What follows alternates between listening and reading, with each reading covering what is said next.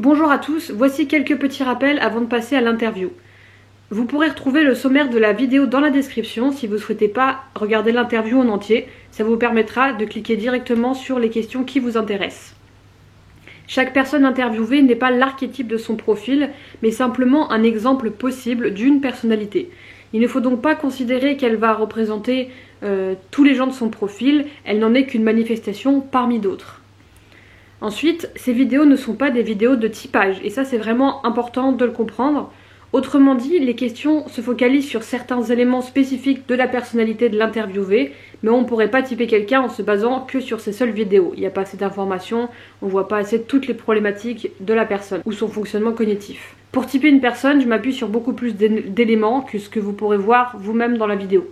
Les images que j'utilise pour représenter les fonctions sont issues de la chaîne Objectif Personality. Vous les verrez dans l'analyse de fin. À la fin de la vidéo, comme pour Tim, je vous proposerai une petite analyse, sauf que cette fois, ce sera un tout petit peu moins porté sur son profil MBTI, mais un tout petit peu plus porté sur les problématiques soulevées par Sam dans son interview. Salut tout le monde, je suis avec mon deuxième invité, Sam. Salut. Merci Sam d'avoir accepté de répondre à l'interview. Avec plaisir. Donc, première question, avant même de te demander ton parcours, c'est comment tu te sens à l'idée de répondre à cette interview? Bah, ça fait un bail que tu m'en as parlé, donc je suis content d'être là. Sam, est-ce que tu peux déjà nous présenter un peu ton parcours d'études et professionnel?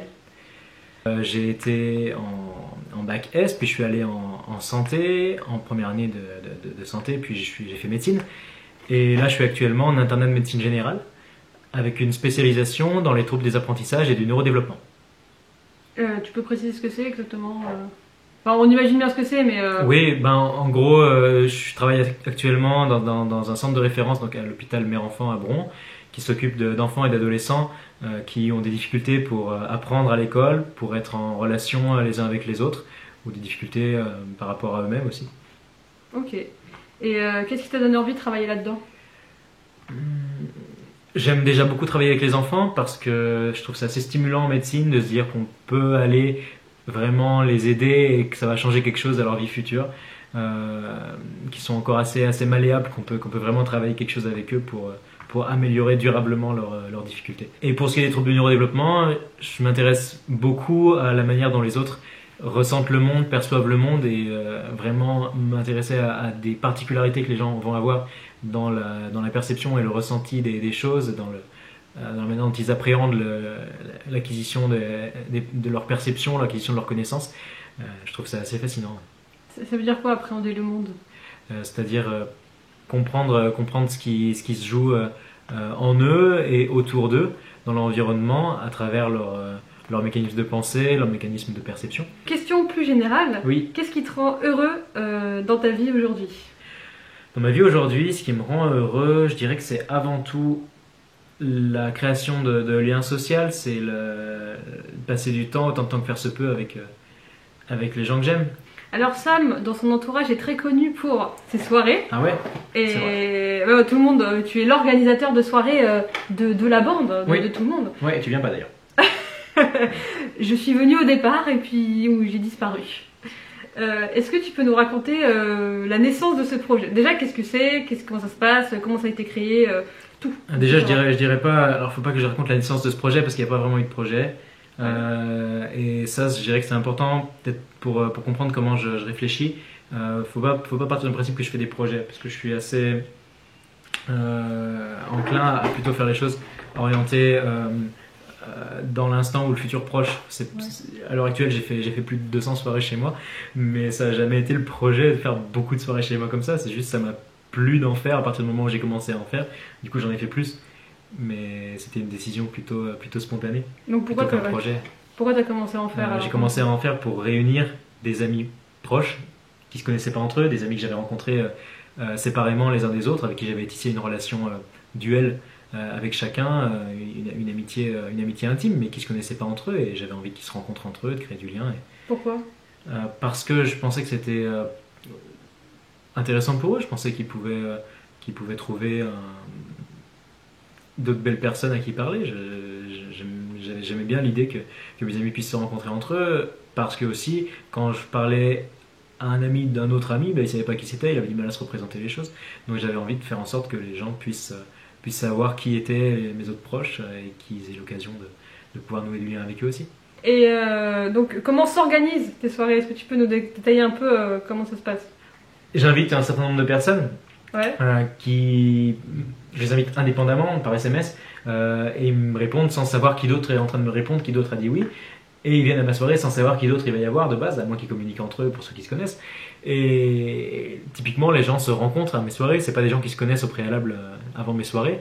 C'est des gens que j'ai connus des gens que j'ai pu connaître dans divers contextes, des gens que j'ai pu connaître à la fac ou dans d'autres soirées chez d'autres gens, des amis d'amis. Il y a pas mal de gens qui ramènent des potes à eux et du coup, si ces potes aiment bien mes soirées, je peux aussi leur proposer de les inviter et ils peuvent devenir des habitués par la suite et eux également ramener des gens. Et j'ai rencontré pas mal de monde chez moi en fait du coup. C'est pratique. C'est assez pratique, ouais. Et quel type de soirée c'est du coup? C'est des soirées plutôt posées. C'est des soirées où l'ambiance est plutôt à la discussion, on rencontre. Et j'aime bien favoriser cet échange-là entre les gens. Est-ce que tu peux nous parler de ton tableau Excel? Le tableau Excel, il n'y a pas énormément de choses à dire, je suppose. Ah non, mais ça fascine beaucoup de monde. Hein. Ouais, je suppose, ça fascine pas mal de monde en effet. Oui, je tiens un tableau des présences à mes soirées. C'est-à-dire que les gens qui sont venus depuis le début que je fais des soirées, j'ai noté, comme j'avais ces archives, ces listes de qui venait, j'ai pu faire un tableau que j'enrichis au fur et à mesure des soirées, de qui est venu à quelle soirée. Donc j'ai un grand tableau à l'heure actuelle, puisqu'il y a actuellement, je crois, entre 700 et 800 personnes différentes qui sont venues à mes soirées. Et sur 214, 213, 214 soirées depuis 5 ans à peu près. Donc en effet, ça commence à faire un grand tableau. Et pourquoi tu as ce fameux tableau Excel, justement, qui fait peur aux gens? C'est marrant comme préface à ta question. Pourquoi j'ai ce tableau Excel qui fait peur aux gens? C'est pas pour faire peur aux gens, c'est pour avoir une mémoire numérique. Une archive finalement de qui est venu, quand les gens sont venus. Et pourquoi tu aimes bien savoir ça? J'aime bien savoir ça parce que ça me permet d'avoir des souvenirs, ça me permet c'est comme les photos finalement, ça me permet d'ancrer des souvenirs hors de ma mémoire interne. Si je regarde le tableau et que je me rappelle, tiens, à cette soirée, il y avait telle personne qui est arrivée vers ces moments-là, cette personne venait beaucoup dans cette période-là, ah, telle personne s'est rencontrée, un couple par exemple qui s'est formé chez moi, qui se sont rencontrés à cette soirée-là en particulier, qui me pose la question, je peux leur dire, ah ben oui, vous vous êtes rencontrés là, c'est mon tableau qui le dit. Le tableau? C'est pas moi je ne m'en rappelle pas, mais le tableau s'en rappelle. D'accord. Et donc la photo, il y a une photo à chaque fois, pic d'influence, enfin d'influence, oui. Après Dropbox, enfin comment ça se passe? Ben, je prends une photo de tous les gens qui sont là au moment où il y a le plus de gens qui sont là. Photo de groupe que j'envoie ensuite aux gens qui ont été présents à la soirée. Et donc ça crée un album souvenir finalement. Des photos souvenirs pour les gens qui étaient présents. Est-ce que tu peux décrire un peu plus comment ça se passe tes soirées concrètement, dans le sens une fois tu m'avais expliqué qu'il y avait différents lieux dans ton appart propices à différentes ambiances. Est-ce que c'est quelque chose qui est toujours d'actualité aujourd'hui, auquel tu réfléchis? C'est quelque chose auquel j'ai réfléchi. En effet, j'aime bien organiser ma soirée de telle sorte que les gens puissent être posés. Et je trouve que ça pose beaucoup la discussion. Déjà, les gens doivent enlever leurs chaussures pour rentrer dans l'appartement. Ça fait un peu comme si j'étais chez eux, à la maison. Ça crée une ambiance assez conviviale et familiale quelque part. Je mets des matelas par terre, il y a pas mal de sièges. J'aime bien que les gens soient posés. Et rien qu'en étant posés, les discussions sont beaucoup plus posées. Et les gens ont plus loisir à créer des relations à travers la conversation que s'ils sont debout en train de danser, en train d'écouter de la musique forte. Chez moi, il n'y a pas de musique en général, je mets pas de musique pendant mes soirées. Ça permet non seulement de préserver le voisinage, ce qui est quand même la raison à la base, mais également, je me suis rendu compte que ça permettait d'avoir beaucoup plus de discussions, de conversations entre les gens, et c'est quelque chose qui fait un peu une atypie de mes soirées. C'est cette absence de musique et c'est ce privilège qui est donné vraiment à la discussion, à l'interaction humaine entre les gens, à la création de liens sociaux. C'est quelque chose que j'aime particulièrement créer chez moi. D'accord. Et pourquoi les gens aiment bien tes soirées justement? Faut demander à chacun d'entre eux. J'imagine qu'ils t'ont fait un retour. Il y a des gens qui m'ont quand même fait un retour. Les gens, de manière générale, disent qu'ils aiment bien mes soirées, notamment parce qu'il y a la possibilité de rencontrer plein de gens de divers milieux, des gens qu'ils n'auraient pas rencontrés en dehors, parce qu'il y a vraiment des gens de plein de filières, de métiers, d'études différentes. Donc c'est très varié au niveau de la population et c'est varié au niveau des âges aussi. Il y a vraiment une assez grande diversité qui n'est pas forcément accessible aux gens qui parlent seulement ou en grande partie à leur bande de potes qui sont dans leur niveau d'études par exemple, dans leur fac, dans leur école, ce genre de choses.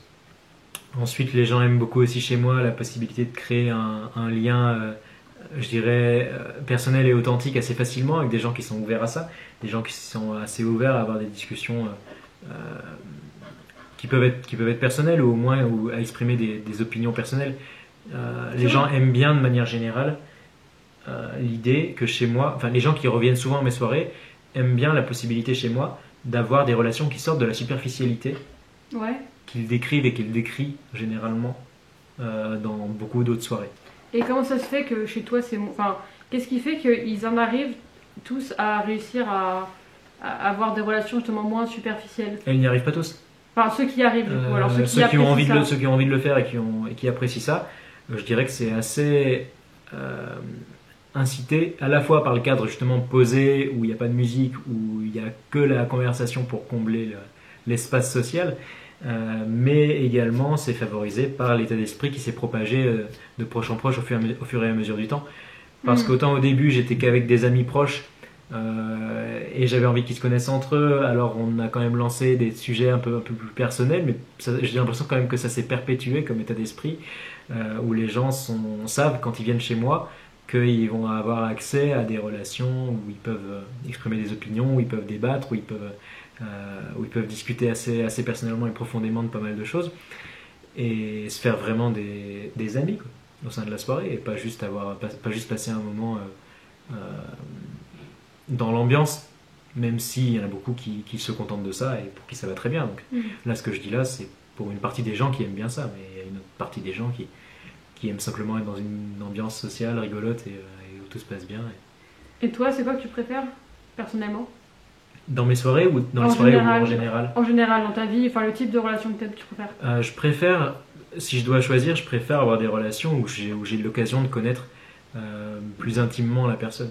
Et de comprendre comment elle pense le monde, comment elle ressent le monde, j'en parlais un peu au début. Comment tu crées cette relation plus personnelle avec les gens du coup? J'aime bien leur poser des questions personnelles, alors parfois ça les sort un peu de leur ordinaire, ça les sort un peu de leur habitude.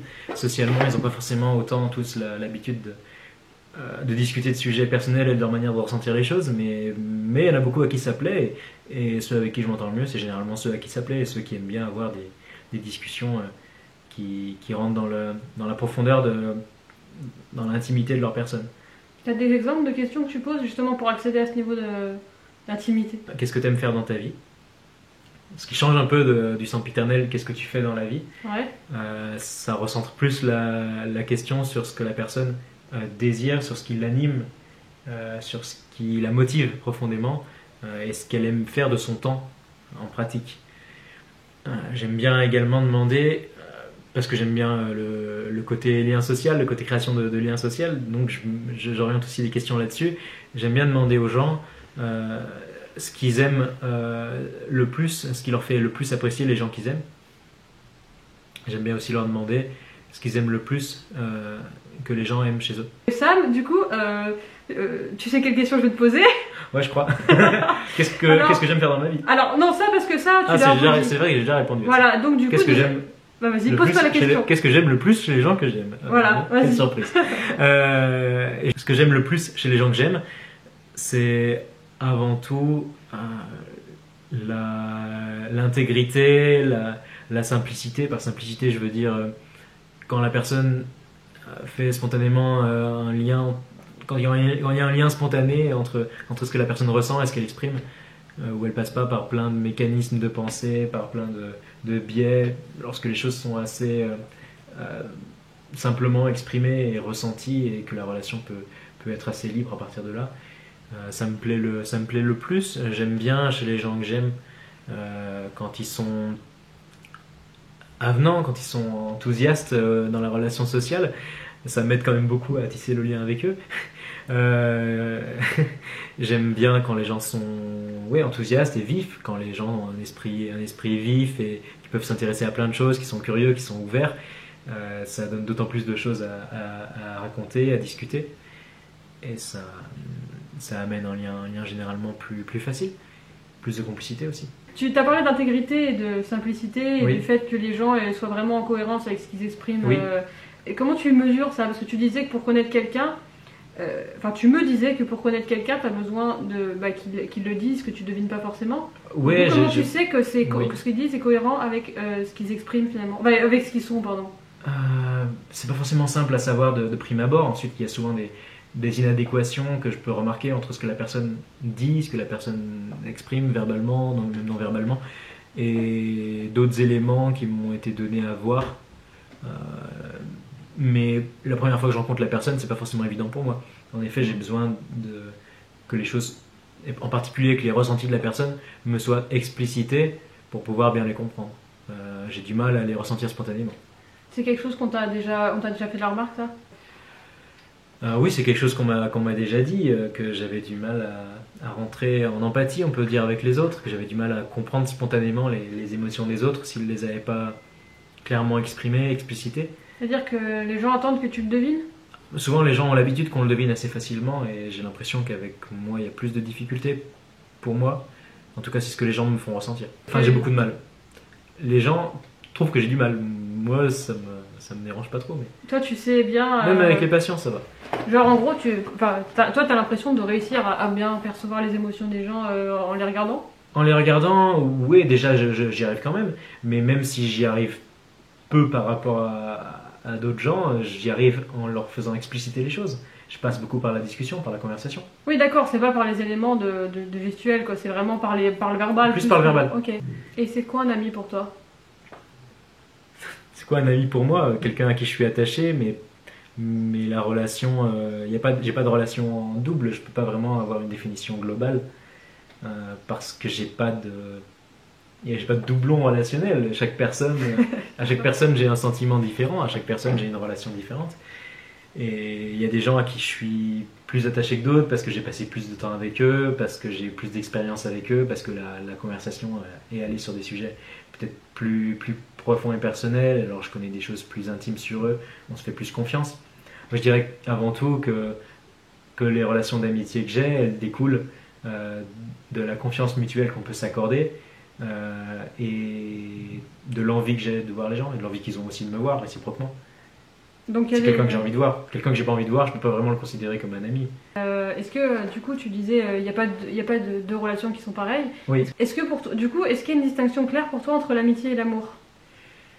Non, clairement, il n'y a pas de distinction. D'accord. Non, il n'y a pas de distinction claire pour moi entre amitié, amour, attachement, ce genre de choses. D'accord, donc toi, c'est un attachement différent par personne. Un attachement, voilà, c'est ça. Chaque personne... J'aime chaque personne d'une manière différente des autres et je cherche pas à catégoriser mes sentiments. Est-ce que tu comprends? Ça vient spontanément. Est-ce que tu comprends que les gens le fassent? Ça te parle? Ça vient spontanément pour la plupart des gens, j'allais dire, de catégoriser leur ressenti, leur sentiment envers les autres. Ainsi soit-il, enfin, moi je ressens pas ça et je vois pas l'intérêt d'avoir une approche catégorielle et de forcer mes relations dans des cases alors que moi je ressens pas ces cases. Mais est-ce que tu trouves ça... Du coup, est-ce que ça... tu trouves ça... Est-ce que tu comprends pourquoi les gens ont cette catégorie? Tu arrives à percevoir les raisons de ça? J'ai pas l'impression qu'il y ait des raisons particulières, c'est quelque chose qui leur vient assez naturellement d'après ce qu'ils m'expriment. Oui. Les gens réfléchissent pas à se dire « Ah tiens, lui c'est de l'amitié, ah tiens, lui je suis amoureux ». Parfois ils y réfléchissent, ils se demandent, ils se posent la question, mais j'ai l'impression que les gens qui se posent la question, c'est typiquement des gens qui sont gênés par cette approche catégorielle et qui, à mon sens, comme ça ne leur vient pas spontanément forcément, auraient intérêt à la laisser tomber. Quand t'as compris qu'il y avait ces catégories, est-ce que finalement ça t'a surpris? Mais soit c'était à l'opposé complet de ton fonctionnement? L'opposé complet. Ouais, non, si, ça m'a surpris. Disons que ce qui me surprend, c'est la simplicité apparente avec laquelle les gens catégorisent leurs relations, mais sans avoir d'explication à donner. Ouais. Ils savent pas. Souvent, les gens ne savent pas clairement me distinguer la manière dont un sentiment amoureux et un sentiment d'amitié forte va être différent. Vont être différents. Ils savent pas vraiment le dire. Alors ils disent, mais pour moi c'est clair, pour moi c'est évident, mais, c'est ça, hein. mais Ça, quand c'est ils me vraiment- l'expriment, moi je comprends pas plus, quoi. Ouais. Alors il y en a qui arrivent à pointer certaines choses, mais globalement les gens ont du mal avec ça. Et Et j'ai l'impression qu'ils y arrivent quand même très spontanément à faire la distinction. En tout cas, j'aime bien qu'on m'explicite les choses pour pouvoir discuter des sentiments, des ressentis des autres. J'aime bien qu'on puisse m'expliciter ces ressentis parce que c'est des choses qu'en effet j'ai pas forcément accès, auxquelles j'ai pas forcément accès spontanément lorsque je suis en face de la personne. Et c'est vrai que je profite justement des conversations que je peux avoir avec les gens pour creuser ce genre de sujet, pour comprendre comment ils fonctionnent, et je me rends compte au fur et à mesure que je parle avec différentes personnes qu'en fait il n'y a pas deux personnes qui fonctionnent pareil. Et que juste les gens souvent partent du principe en fait que beaucoup de gens fonctionnent comme eux, Ouais. qu'ils ont un mode de fonctionnement assez commun, mais ils prennent pas le temps, ils prennent pas la peine et ils prennent pas le temps d'expliciter les choses, de se raconter finement, fidèlement les choses à leurs pensées les uns aux autres. Et du coup, ils se retrouvent à utiliser des termes un peu génériques, assez vagues de base, mais qui pour eux leur apparaissent tout à fait clairs, et qui pour la personne en face apparaissent tout à fait clairs, mais sans qu'il y ait forcément une égalité entre la manière dont elle leur apparaît claire à chacun. Oui, ouais, donc en fait, ils savent pas forcément. Donc croient ils semblent se comprendre et ils se comprennent pas forcément. D'accord.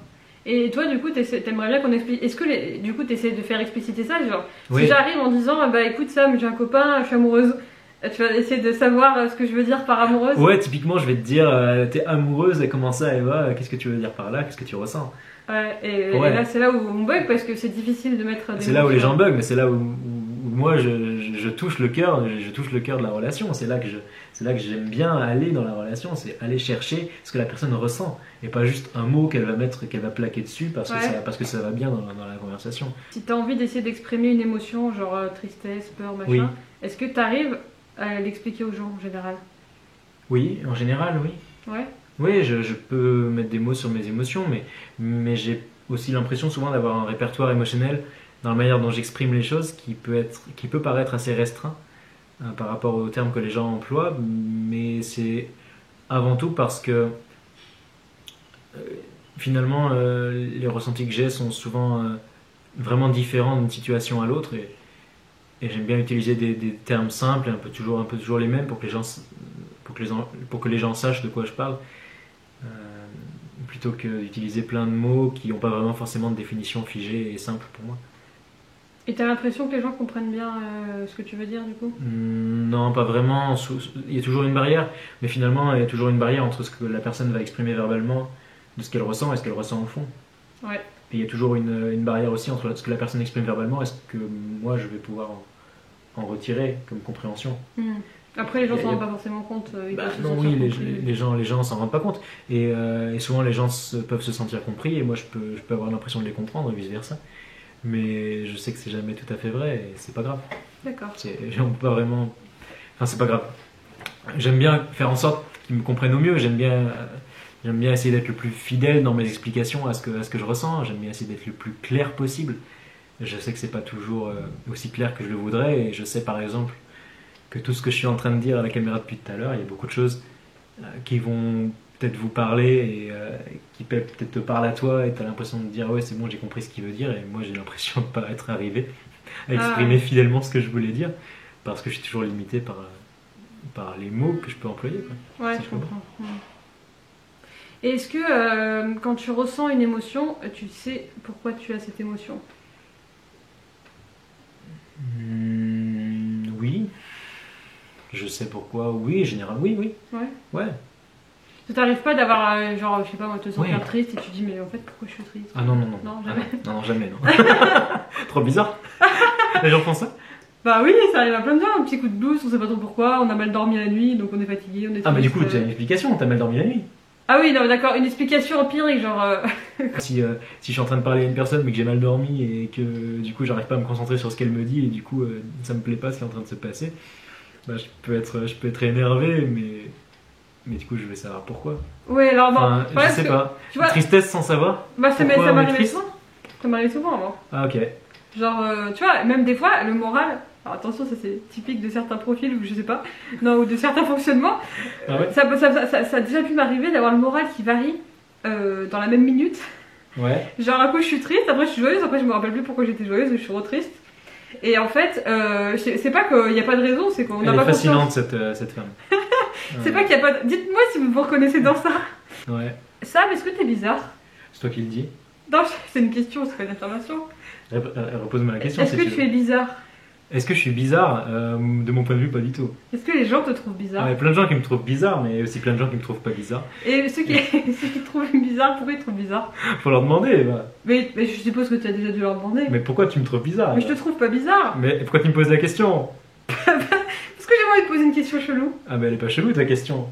Parce que j'avais envie de poser une question relou. Elle est relou parce que tu refuses d'y répondre. Non, mais est-ce que. parce Tu me que retournes le problème. je Tu me dis sais. pourquoi t'es bizarre? Est-ce que t'es bizarre? Mais c'est à toi de me dire pourquoi je suis bizarre. Est-ce que je suis bizarre? Mais non, moi je te pose la question et donc. Mais moi je me trouve pas bizarre. Moi je suis très bien comme je suis. Je sais, mais t'as dit qu'il y a des gens qui te trouvaient bizarre, donc Il y a est-ce des qu'ils gens t'ont qui dit te- pourquoi ils te trouvaient bizarre? Bah et souvent ça revient à ce qu'on disait comme quoi parfois j'ai du mal à me mettre en empathie avec eux. D'accord. Et je peux avoir des moments où j'ai pas toutes les conventions, je respecte pas les conventions sociales. Et donc les gens peuvent trouver ça bizarre. Mais c'est les gens qui me décrivent ça, moi tout seul, je le remarquerai même pas à la limite. Et pourquoi tu respectes pas les conventions sociales? Bah, je te dis, c'est pas quelque chose que je remarque, c'est pas quelque chose que je décide. Ouais, mais est-ce que tu les Pas de raison particulière. Je cherche pas à les respecter particulièrement. Est-ce que est-ce que tu les connais déjà? Je pense que si tu m'interroges précisément sur quelles elles sont, je pense que je les connais, mais par contre, les observer spontanément, j'y vois pas forcément l'intérêt, alors je le fais pas trop. Juste pour qu'on te trouve moins bizarre? Mais je m'en fous qu'on me trouve bizarre. D'accord. Et Tant qu'on me ok. trouve pas malfaisant, malveillant, Et... j'aimerais pas qu'on me trouve malveillant. Ah ouais? Ah, j'aime pas ça du tout. Parce que c'est ça, je déteste quand les gens me trouvent. Quand les gens me prêtent des intentions, de manière générale, quand les gens me font des procès d'intention, j'aime pas ça. Mais d'autant plus quand c'est des intentions négatives et mal intentionnées. Pourquoi t'aimes pas ça? Parce que je trouve que je dirais que j'aime pas ça parce que ça m'empêche de créer un lien agréable avec la personne. Tu pourrais dire tant pis pour cette personne, à la limite. Bah, du coup, oui, c'est ce qui se passe. Ah oui, d'accord. Tant pis pour Donc, cette personne. Mais pour peu que ça soit quelqu'un de plutôt proche, un ami par exemple qui va me prêter une intention négative pour un truc, ben, ça va me faire chier parce que je suis attaché à lui, je suis attaché à l'image qu'il a de moi, et je suis attaché à notre relation. Et s'il y a ce genre d'écueil qui vient au milieu, alors qu'il n'y a pas de raison, alors que c'est injuste par rapport à ce que moi j'ai voulu faire, ça va m'emmerder. Est-ce que tu as des conseils à donner pour justement quelqu'un qui ne sait pas comment on fait pour créer du lien? Des conseils, je sais pas trop parce que à l'heure actuelle c'est pas quelque chose que vraiment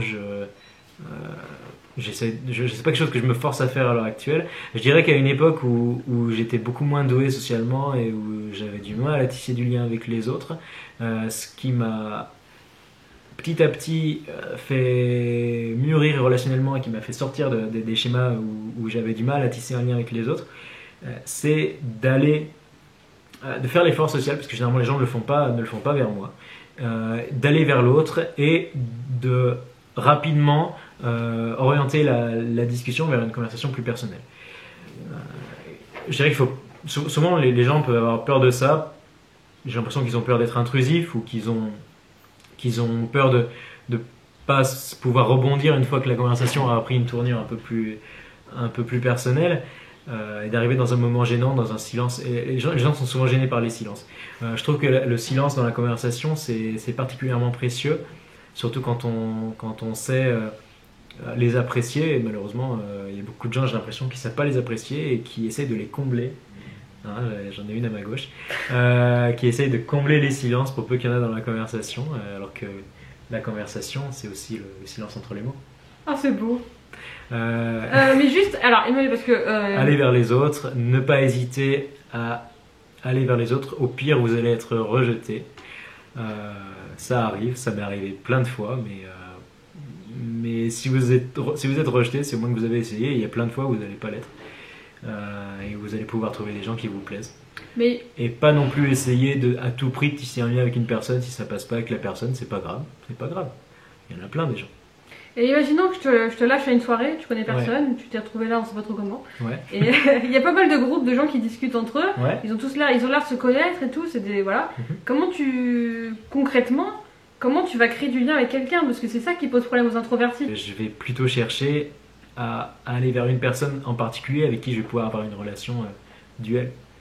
Même si c'est au sein d'une soirée, j'ai tendance à facilement pouvoir m'extraire des relations de groupe avec quelqu'un qui a aussi envie de ça. Et par contre, être plutôt réservé dans un grand groupe. Et tu te sens très connecté à tes sensations corporelles de manière générale? Enfin, tes sensations internes que tu dis. Oui. Ouais. Et ça te dérange ou pas? Non. Non. Non, c'est précieux même. Pourquoi? Parce que je suis au courant à chaque instant de ce qui se passe dans mon corps et de ce que je ressens. Enfin, j'ai l'impression d'être assez intègre, justement, une intégrité interne qui me plaît. C'est-à-dire, tu peux préciser? J'ai à chaque instant accès à ce que je ressens, que ce soit en termes émotionnels ou sensoriels. Et c'est à partir de là, avant tout, que vont partir mes autres pensées, mes autres réflexions. C'est assez pratique d'y avoir accès à chaque instant parce que contrairement à d'autres gens comme Eva qui disait je peux me sentir triste à un moment et heureuse la minute d'après, je sais mettre en lien avec les choses qui se passent dans mon environnement, et pour peu qu'il y a quelque chose qui va me stimuler négativement, qui va être inconfortable, insatisfaisant pour moi, je vais pouvoir pointer ça et essayer d'éliminer la source. Ou d'apaiser. Et au contraire, s'il y a quelque chose qui me plaît, je vais savoir pourquoi ça me plaît, je vais essayer d'augmenter ça. D'accord. Est-ce que tu es très sensible à ton environnement globalement, dans le sens l'ambiance du lieu ou l'agencement du lieu? Est-ce que ça va vite te perturber ou pas spécialement? Non. Non, pas spécialement. Non, pas spécialement, non. Ok. Je sais pas trop. C'est quoi tes projets pour la suite? Pour la suite de quoi? De ta vie? La suite de ma vie? J'ai pas vraiment de projet pour la suite de ma vie. Ouais. Non. J'ai plutôt. Ça, c'est une question intéressante, je trouve, parce que c'est un point qui me fait pas mal diverger avec pas mal de gens de mon entourage qui ont des projets de vie, qui ont des aspirations, qui ont des ambitions. J'en ai pas, j'en ai vraiment peu. En termes pratiques, en termes concrets, c'est plutôt des directions de vie que j'ai. Ce que je veux dire par là, plutôt qu'un objectif de vie qui serait atteignable, qui serait bien défini et qui serait, une fois qu'il est réalisé, c'est fini. C'est pas comme ça que je fonctionne spontanément, parce que je ne me projette pas spontanément dans le futur. C'est-à-dire, ou alors dans un futur proche. Vraiment, je vis dans le moment qui existe, là, avec les choses que je ressens, les choses que j'ai envie de faire en ce moment, les choses qui me plaisent. Et il se trouve qu'il y a une assez bonne cohérence sur le long terme entre ce qui me plaisait il y a un certain temps et ce qui me plaît maintenant. C'est pas une cohérence parfaite et je cherche pas à la prédire pour le futur. Mais en tout cas, j'ai une direction de vie à l'heure actuelle principale qui est de maximiser le temps que je passe à créer du lien avec des gens qui me plaisent et de passer du temps avec les gens que j'aime. Ça, c'est ce que je te disais, c'est ce que j'aime faire dans la vie, mais du coup, c'est aussi ma direction principale de vie. Pour autant qu'on continue à le faire, pour autant que je continue à le faire et que ça me plaît toujours, je vais être toujours alimenté en termes de satisfaction, en termes de plaisir à le faire. C'est pas quelque chose que je cherche à rassasier. C'est au contraire quelque chose que je cherche à entretenir. Ouais, donc la direction, en fait, c'est un prolongement de ce que tu as déjà aujourd'hui. Oui, pour le coup, oui. Ok. C'est quelque chose qui me plaît dans ce que je fais actuellement et que j'ai envie de perpétuer. Ça me rappelle une expérience que j'ai vécue, c'était il y a 3 ans. Il y a un moment où j'arrivais vraiment plus du tout à travailler à la fac et je me disais, tant qu'à faire, je prends une semaine, je vais rien faire, je vais assumer de rien faire. Et donc je me suis dit, quitte à faire ça, je vais partir en vacances, je vais faire un voyage. Ça m'était jamais vraiment arrivé de faire un voyage comme ça dans une zone, dans un endroit que je connaissais pas du tout, juste pour aller voir. Et bon, je suis allé en Allemagne, j'avais jamais mis le pied en Allemagne. Et j'ai été pendant une semaine en Allemagne. Et j'ai bien aimé certaines choses de ce voyage. Il y a eu pas mal de choses positives. Mais globalement, cette semaine en Allemagne, en fait, j'étais hébergé par des gens qui avaient leurs occupations, qui avaient leurs études, leur travail. Et le reste du temps, je me baladais dans la ville. À force de me balader, je me suis quand même un peu ennuyé, quoi. Je me disais... c'est cool, je marche dans des endroits que je connais pas, mais si j'étais à Lyon en ce moment et que j'assumais de rien faire, juste d'aller voir des potes, je serais avec des gens que que je connais, ou même des gens que je connais pas, mais avec qui je pourrais tisser un lien, avec qui je pourrais vraiment construire quelque chose. Alors que là, les Allemands, ils sont tous occupés, ils sont en train de faire leur journée de travail. Et en même temps, quelques semaines après être allé en Allemagne, je me suis rendu compte aussi que j'avais des souvenirs très vivaces de ce que j'avais fait, des rues que j'avais arpentées, des lieux où j'avais été. Je savais par où j'étais passé, je savais ce que j'avais vu à tel ou tel endroit, je savais ce que j'avais fait à tel moment, dans quel bar j'avais été, dans quel appartement j'avais été. Je me rappelais des choses, et je me rappelle toujours d'ailleurs, ça fait 3 ans, je me rappelle de choses qui se sont passées il y a 3 ans, assez distinctement, parce que ça a cassé la routine en fait. Et c'était une routine très très agréable, et où je contrôlais à peu près ce qui se passait dans ma vie de tous les jours. Et où j'avais pas de grosses surprises, même si finalement chaque jour ne se ressemblait pas. Je voyais des gens différents, j'avais des interactions, des conversations différentes. C'est quelque chose qui me stimulait beaucoup. Mais j'avais pas vraiment de cassage marqué de la routine. Ouais. Alors qu'en Allemagne, non, ça m'a pas embêté. En Allemagne, j'ai cassé la routine. Et du coup, j'ai inscrit beaucoup de souvenirs en ma mémoire. Ah, d'accord. Et je me suis rendu compte a posteriori, je m'en rends toujours compte, que je me suis posé la question, du coup à ce moment-là, j'en ai parlé avec divers amis, qu'est-ce que je dois privilégier entre avoir une direction de vie où je vais chercher à justement maximiser le temps que je passe avec les gens que j'aime dans ma vie de tous les jours, et une direction de vie où je casse plus facilement la routine et où je vais explorer de nouvelles choses pour fixer beaucoup de souvenirs, alors que pour le coup, toute la routine qu'il y avait les semaines qui précédaient et les semaines qui ont suivi ce voyage, c'est une espèce de grand flou. Là, j'ai raconté à peu près ce que j'en sais, mais je suis incapable de dire qui j'ai vu quand et ce que j'ai fait tel ou tel jour.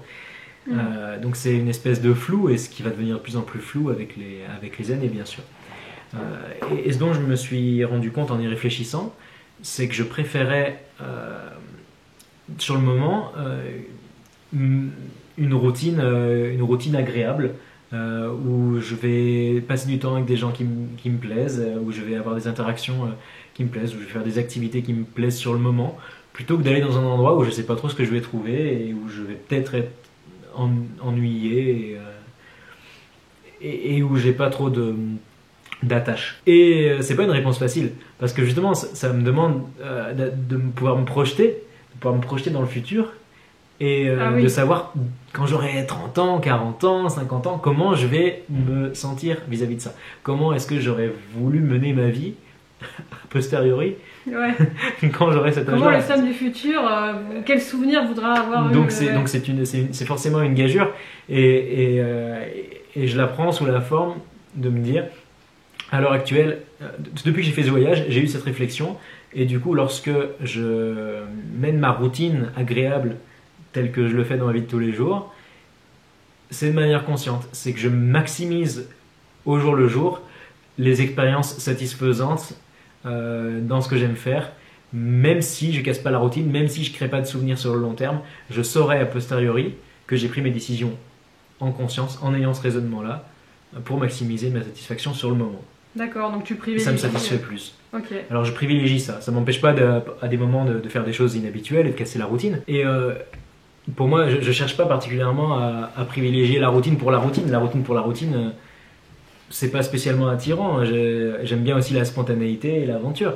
Mais si c'était garanti quelque part, si d'une manière ou d'une autre ça pouvait être garanti que je m'amuse autant, que ça me plaise autant en allant à l'aventure, en cassant la routine, qu'en ne le faisant pas, j'aurais pas à prendre cette décision tout court.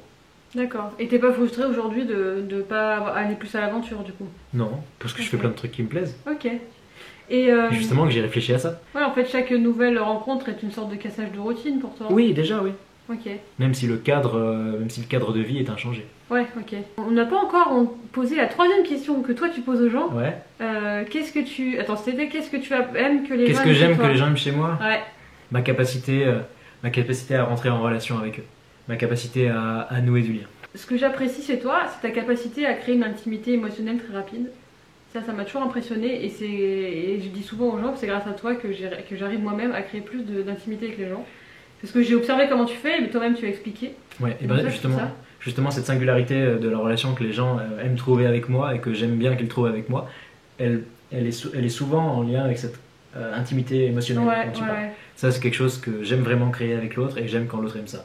c'est sûr. Ouais, ça en tout cas, ça, ouais, je trouve ça génial. Et aussi, là où tu m'as vachement aidé, c'est que comme toi, tu préfères les explications qu'essayer une compréhension spontanée des gens. Ouais. Bah, ça m'a beaucoup, moi, aidé à mettre des mots sur mes émotions et mes pensées. Alors je galère toujours, mais beaucoup, enfin, c'est quand même mieux qu'il y a quelques années. Et du coup, c'est vraiment toi qui m'as poussé à sortir de tout ça. J'en suis Et c'est ravi. aussi comme ça que j'ai compris que c'était aussi comme ça qu'on crée une intimité, tu vois. Genre Trop cool. en mettant des mots sur son intériorité et pas en gardant ça pour soi. Et du coup, voilà. Merci Sam. Merci pour ces beaux compliments. C'est Ça me cette fait cher plaisir. Vraiment. Ouais. Voilà, je le dis devant la caméra. Voilà, elle me fait plaisir. Je pense que j'ai fait le tour à peu près des questions que j'avais à te poser. Ok. Donc Sam, merci d'être venu. Pas de souci. Alors, Sam avait suggéré un petit concept. Dites-nous si ça vous intéresse. Il proposait de faire une vidéo où il passe le test MBTI. Et où j'explicite mes réponses. Voilà, donc ce serait une vidéo plus longue où vraiment on approfondit beaucoup, mais pour vraiment rentrer dans le cœur de ses pensées, de ses émotions de manière un peu plus, enfin pas forcément structurée, et voilà. Donc dites-nous si ça vous intéresse qu'on fasse, voilà. Pour moi, ça serait ok. En tout cas, voilà. Le mot de la fin, est-ce que tu as un truc à dire pour finir ou... Ciao. Salut. J'espère que l'interview de Sam vous aura plu. N'hésitez pas à poser des questions si vous en avez. Pour cette analyse, je ne vais pas forcément vous proposer une analyse MBTI aussi précise que celle de Tim, tout simplement parce que je ne maîtrise pas encore suffisamment tous les concepts du MBTI pour m'en servir systématiquement dans le cadre d'une analyse. Donc par rapport au MBTI de Sam, je me focaliserai uniquement sur quelques points précis et je proposerai à la place quelques réflexions plus globales par rapport aux thématiques évoquées par Sam. Pour ce qui est du MBTI, la distinction que je trouve la plus intéressante chez Sam, c'est la frontière assez nette entre l'intuition et la sensation. Pour résumer de manière très succincte, l'intuition va se faire une idée globale, interpréter, donner du sens, faire des liens. La sensation, elle, va regarder ce qui est à portée de sens, les faits, les paroles, les mots, tout ce qui touche aux 5 sens. L'ouïe, l'odorat, etc. Donc si Sam a une très bonne conceptualisation et une très bonne capacité à donner du sens à ses expériences multiples, donc on a bien du N, il se fie avant tout à sa sensation dans sa gestion de la relation avec autrui. Il se fie avant tout, comme il dit, à ce que la personne dit, fait, exprime d'elle-même directement. Et il est moins dans l'interprétation des comportements. Il pourra le faire, mais il préfère s'en tenir aux éléments observables qui lui permettront ensuite de donner du sens à la personnalité d'une personne. L'avantage de ce type de fonctionnement, c'est qu'on aura sans doute moins de conflits liés à des ambiguïtés ou des mauvaises interprétations, puisque Sam, au lieu d'interpréter systématiquement, va demander à la personne d'expliciter ce qu'elle avait voulu dire s'il peut y avoir une zone qui n'est pas claire. Il va pas être dans l'interprétation de chaque mot, chaque phrase, chaque silence. L'inconvénient, en revanche, de ce genre de fonctionnement, c'est qu'on peut louper une partie de la signification des actions d'autrui, l'interprétation pouvant se révéler indispensable pour comprendre les actions, les paroles, les comportements d'une personne. D'ailleurs, je trouve que les réflexions que Sam propose dans son interview soulèvent une question intéressante. Est-ce qu'il faudrait, comme Sam, utiliser moins son intuition avec les gens et plus se concentrer sur une analyse consciente des éléments observables pour comprendre quelqu'un et peut-être moins risquer de faire d'erreurs? Ou est-ce qu'il faut interpréter plus pour vraiment deviner les ressentis de la personne même si elle ne les exprime pas? Il y a des avantages et des inconvénients dans les deux cas. N'hésitez pas à partager votre avis par rapport à ça. Sam a un bon équilibre entre la pensée et le sentiment. Michael Pierce expliquait que l'axe sentiment introverti, pensée extraverti s'interroge sur ce que je veux, donc sentiment introverti, et comment l'obtenir, pensée extraverti. Sam, dans son interview, expliquait justement les deux facettes de cet axe. Qu'est-ce que je veux, donc passer du temps avec les gens que j'aime, et comment l'obtenir, donc optimisation rationnelle de mes décisions pour maximiser mon plaisir et celui de mes proches. Maintenant, je voudrais vous partager des réflexions personnelles plus globales qui sont issues des réflexions que Sam a proposées dans son interview.